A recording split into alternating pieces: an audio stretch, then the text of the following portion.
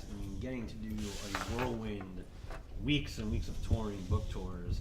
In addition, obviously, people are coming to get the books signed. I have to ask, what are some of the more unusual pieces of memorabilia or other items that fans have brought up to you in the midst of all these book tours? I mean, besides the books? Besides the books, anything that really stands out that kind of...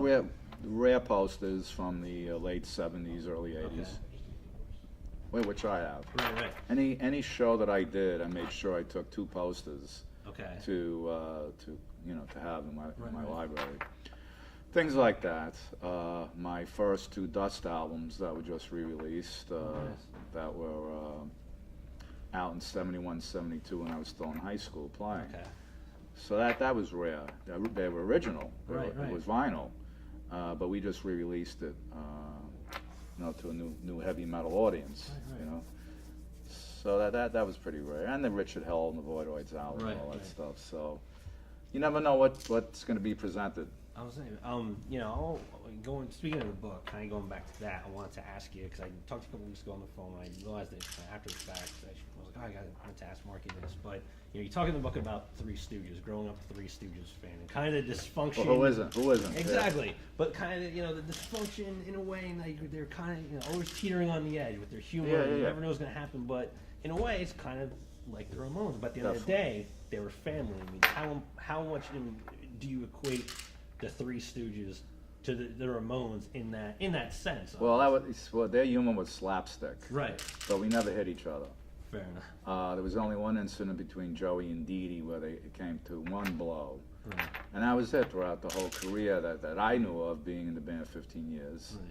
So, Three Stooges, in a lot of ways you would think they weren't getting along. Right. But they knew that what they were doing together as a unit was more important than that one individual. Right. So that's what we were about. In other words, say if, for instance, if we were walking down the street, right, and somebody picked on one of us, we would all stick together. Right.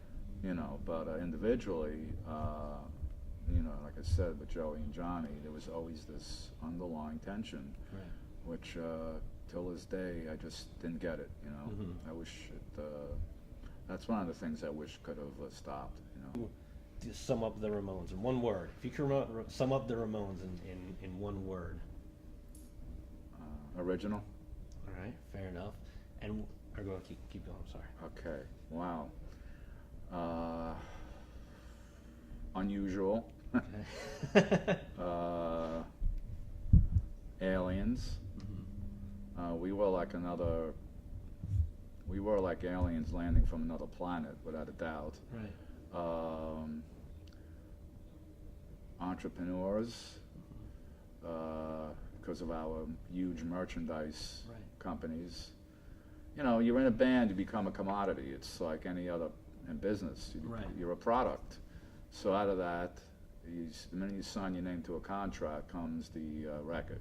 Right. Then comes the touring. Then comes the merchandise. Then comes the DVDs. So those are the 3 words I can think of. Hey, this is Marky Ramone, and you're listening to lehighvalleylive.com. Enjoy.